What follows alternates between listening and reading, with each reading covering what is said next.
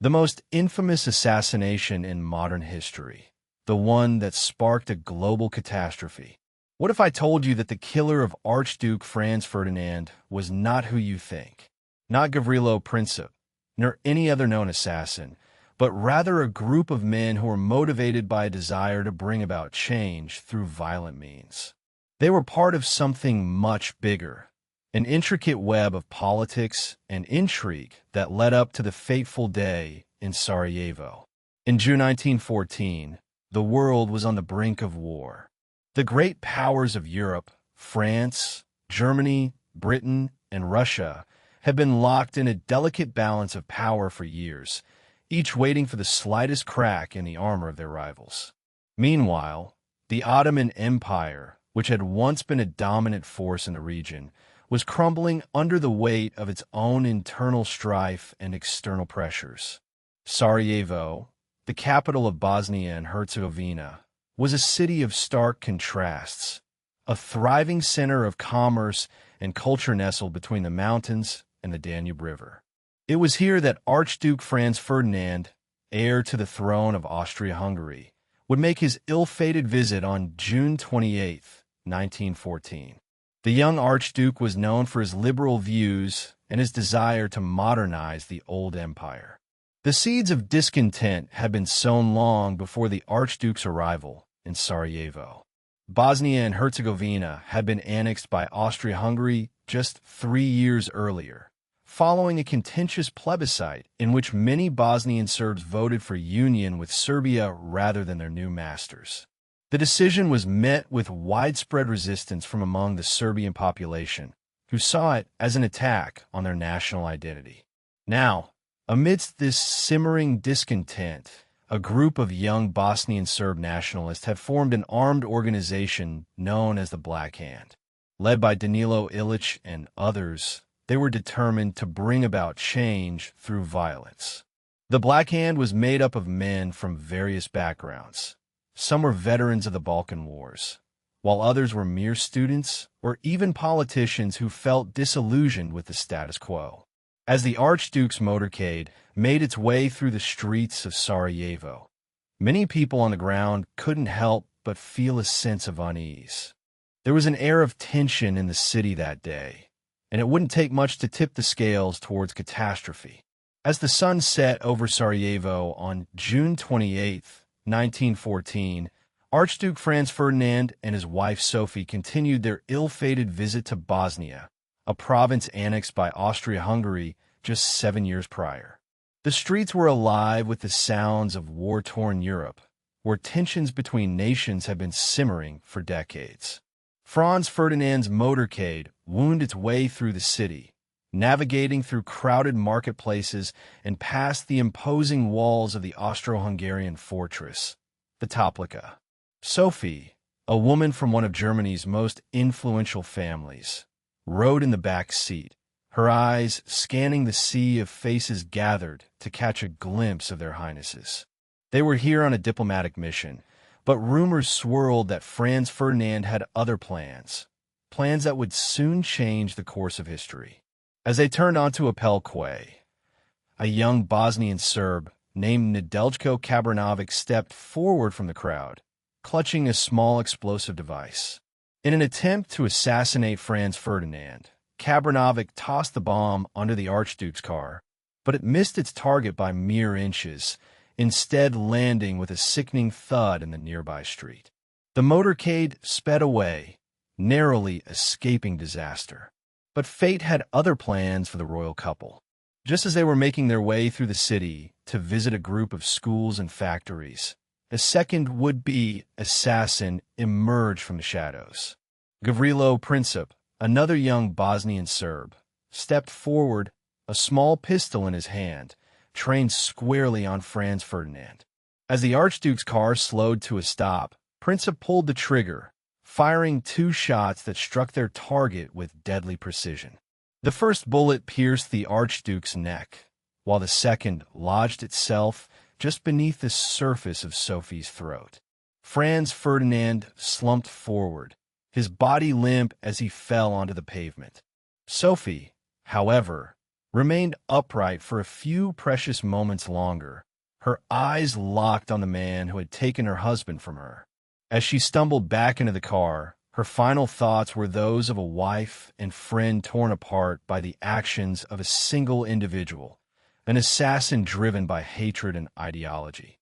The scene was one of chaos and confusion as the motorcade sped away, leaving behind a trail of destruction and death. The Archduke's lifeless body lay on the ground, while Sophie succumbed to her wounds mere hours later at the age of 39. As news of their assassination spread throughout Europe, the world trembled with fear. But amidst the mounting panic, whispers began to circulate about the role of Austria-Hungary and its complex web of alliances with Germany and other European powers.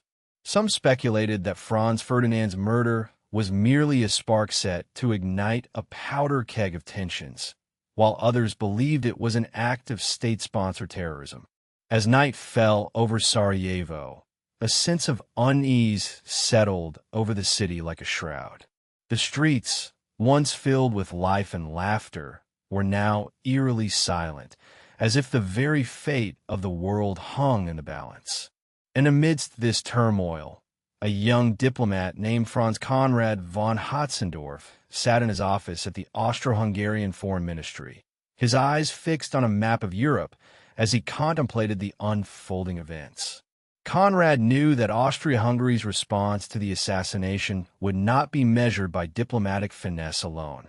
It was time for action, and that action would soon set off a chain reaction of events that would draw the world into the maelstrom of war. It's been a year since the events in Sarajevo shook the world to its core. The assassination of Archduke Franz Ferdinand on June 28, 1914, was more than just a tragic event. It was a powder keg waiting to be ignited. And now, as we dive deeper into the aftermath, we're about to uncover the most intense turning point in history. In the days following the assassination, Austria-Hungary's patience wore thin. The Archduke's motorcade had been deliberately targeted by Gavrilo Princip, a young Bosnian Serb with a grudge against the Austro-Hungarian Empire. But what Austria-Hungary didn't realize was that this event would set off a chain reaction of diplomatic crises and military mobilizations that would soon engulf the entire continent. As news of the assassination spread like wildfire, Austria-Hungary issued an ultimatum to Serbia on July 23rd, a list of demands so draconian that it seemed almost impossible for Serbia to comply. But what really sealed the fate of the Balkans was the presence of Germany behind scenes. Kaiser Wilhelm II had been secretly backing Austria-Hungary's claims, and now he stood ready to unleash his mighty war machine on Russia. Meanwhile, in Paris, the French were quietly mobilizing their own military forces, a move that would be met with outrage from Russia. The two nations have been locked in a delicate dance of diplomacy for years, each waiting for the other to make a move. But now, as tensions escalated, it seemed like only a matter of time before the great game of Europe went full tilt. The turning point came on August 1st, when Austria-Hungary declared war on Serbia. This was the moment that would set off a global firestorm, and for good reason. The Archduke's assassination had ignited a powder keg of nationalism, militarism, and imperial ambition in Europe. Now, as Austria-Hungary's soldiers marched towards Belgrade, it seemed like nothing could stop them. But there were those who knew better. In London, Prime Minister Herbert Asquith was frantically trying to navigate the treacherous waters of diplomacy, trying to keep France on side, while also appeasing Germany's demands. It was a losing battle, but one that would shape the course of history for generations to come. And then, just as it seemed like Austria-Hungary was about to secure its victory, Russia threw in the towel. The Tsar's military mobilization had been secretly planned weeks earlier, and now, with Germany on the warpath, Russia stood ready to face the music. As news of this development reached Paris, the French army began to march towards the German border, setting in motion a chain reaction that would soon engulf all of Europe.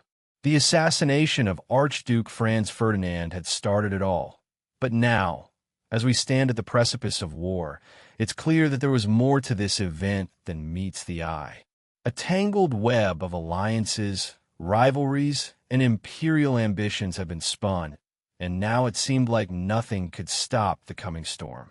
The world held its breath as Europe teetered on the brink of chaos, unaware of the horrors that were about to unfold. It was June 28, 1914, a fateful day that would change the course of history. Archduke Franz Ferdinand's motorcade had made its way through Sarajevo, the capital city of Bosnia and Herzegovina, under heavy security. But amidst the chaos, a desperate assassin lurked in the shadows. Nedeljko Kabranovic, a member of the Black Hand secret society, had been tasked with killing the Archduke. However, his first attempt was thwarted when his grenade bounced off the car, exploded under another vehicle. The Archduke's motorcade continued on its route, unaware of the danger that still lingered. Franz Ferdinand's wife, Sophie, Duchess of Hohenberg, had been shot in the leg during Kabranovic's initial attempt, but miraculously survived. The couple was whisked away to a nearby hospital for treatment, leaving behind a trail of confusion and concern among the city's inhabitants. Meanwhile, a young Bosnian Serb, Gavrilo Princip, had watched Kabranovic's failed assassination from a distance. Princip was still at large, waiting for his turn to strike. As fate would have it, the Archduke's motorcade made a fateful decision to pass through Franz Josefstrasse, one of the city's most popular shopping streets. It was here that Princip saw his chance and stepped forward to fire 2 shots from a semi-automatic pistol at point-blank range. The first bullet grazed the Archduke's shoulder, but it was the second shot that proved fatal. Franz Ferdinand slumped back in his seat as Sophie screamed in horror. The couple's driver, Leopold Lajka, swerved the car to avoid further harm, but it was too late. Archduke Franz Ferdinand had been mortally wounded, and Sophie had succumbed to her injuries just hours later. As news of the assassination spread throughout Europe, panic set in. Royal courts and governments scrambled to respond to the crisis, knowing that this was no ordinary attack. The assassination of an archduke was a declaration of war, one that would shake the foundations of global politics forever. Kaiser Wilhelm II of Germany, known for his aggressive expansionism, saw this as an opportunity to crush the growing Slavic nationalist movement in Bosnia and Herzegovina. Meanwhile, Archduke Franz Ferdinand's son, Otto, heir to the Austro-Hungarian throne, was devastated by his father's death. The young Archduke would go on to play a pivotal role in the subsequent events that led to the outbreak of World War I. The assassination of Archduke Franz Ferdinand sent shockwaves around the world, igniting a chain reaction of diplomatic crises and military mobilizations that would ultimately lead to one of the deadliest conflicts in human history. Today, we remember this fateful event as a pivotal moment in modern history, marking the beginning of a global conflict that would claim millions of lives and reshape the world order forever. As we reflect on the events of June 28, 1914, we are reminded that even the smallest actions can have far-reaching consequences. What was meant to be a minor diplomatic incident turned into a full-blown catastrophe, one that would haunt humanity for generations to come.